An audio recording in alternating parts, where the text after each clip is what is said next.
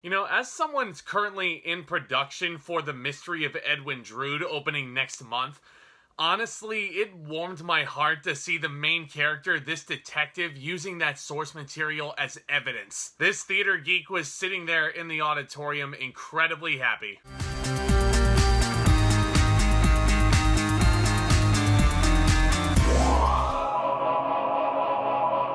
Death on the Nile is the second Agatha Christie adaptation directed by Kenneth Branagh, starring him after the success of this movie, Murder on the Orient Express. I don't know about you, I actually find this movie incredibly underrated. This is a really lavish looking production, and especially as someone who likes whodunits, this was certainly right up my alley, and this ensemble cast especially being involved in it, absolutely phenomenal. But we once again follow everybody's favorite Belgian sleuth, played by Kenneth Branagh, and his mustache, whose name I'm gonna put right at the bottom of the screen. Because trust me, you do not want to hear me butcher that name on camera. And he's on an Egyptian vacation aboard a glamorous river steamer, which turns into a terrifying search for a murderer when a picture-perfect couple's idyllic honeymoon is tragically cut short. So as someone who is a humongous fan of murder mysteries, I was definitely curious to check out this movie once the delays calmed down. And just to put things in perspective for you, Death on the Nile was supposed to be the big holiday release in theaters over the holiday season 2020, right at the peak of the pandemic. I mean, from where I am, I was all hyped to go to the drive-in and check this movie out and whatnot,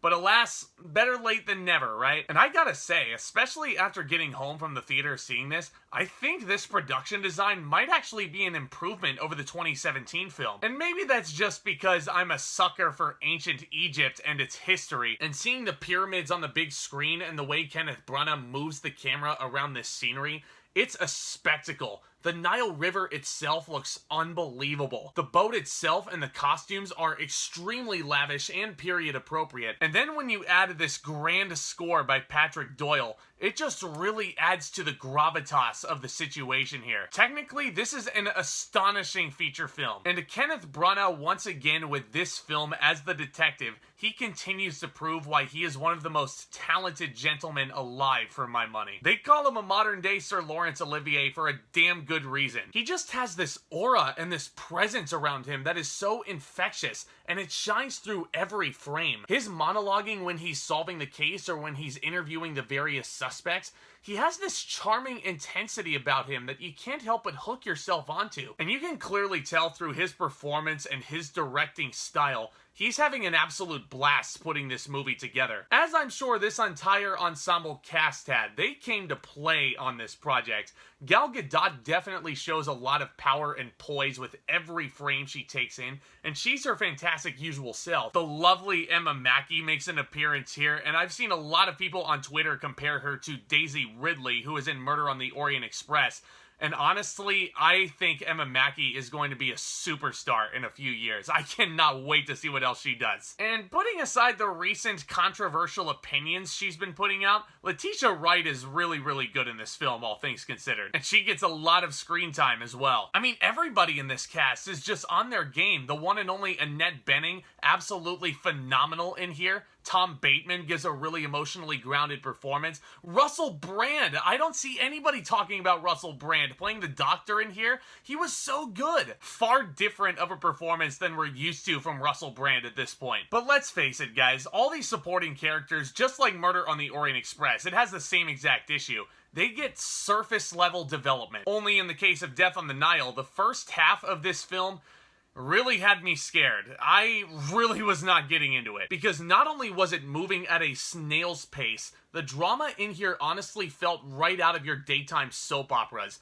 Very cringe-worthy dialogue, and characters doing certain things that are supposed to garner sympathy, but they just don't, and it's kind of a mess, actually. But I promise you, strap in, because once the Death on the Nile actually does take place and the search for the murderer begins, dare I say, this movie becomes excellent. I was absolutely riveted in the uncovering of the clues along the way, getting from point A to point B.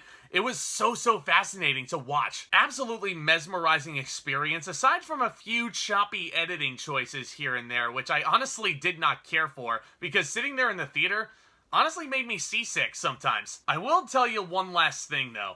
They claim that this guy is the greatest detective of all time, but I feel like I at least guessed correctly who the killer was before the halfway point of the film was reached. The actual conclusion and the solution to the crimes, I won't spoil it, don't worry, but it is absolutely the most predictable of outcomes. Like, it makes sense when you look back on the film as a whole, but I don't know. I mean, I was looking for something a little bit more exciting here. I'm curious, anybody else watching this video correctly guess the killer? Raise your hand. So Death on the Nile really is a tale of two halves. That's the best way I can describe it in as few words as possible. As I alluded to, the second half of this movie I would call outstanding. It created a compelling mystery that was fun to watch, getting from point A to an albeit predictable point B. But it's really that first half and its soap opera level drama which I really think holds Death on the Nile back from being an instant whodunit classic. I'm gonna give Death on the Nile a B-.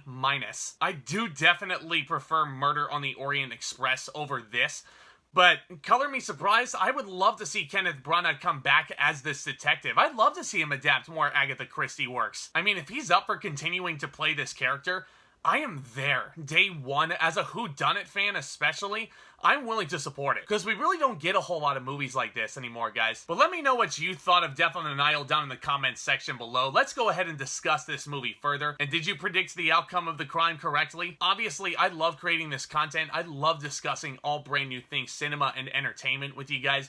And seeing your guys' feedback, getting to interact with you makes it all the more fun for me. So if this is your first time visiting the channel today, do consider smashing that subscribe button down below as hard as you possibly can, along with that notification bell right next to it. That way you can always stay in the loop. We are getting oh so dangerously close to 1,000 subscribers, guys. If you can help me along on that journey, that would be absolutely awesome. And don't forget, smash that thumbs up button on your way out the door. That would be absolutely tremendous help as well. And stay tuned for more exciting content hitting this channel very, very soon. I will be looking at Uncharted next weekend, and Cyrano is finally getting a wide release at the end of the month, so I will be talking about that movie. It's coming. I'll also be finishing off my Harry Potter series in the very near future. Hopefully I'll have Half-Blood Prince up on the channel within the week. But guys, y'all are the best. Thank you all so very much again for continuing to show your support. And with all that being said, back talk, commence.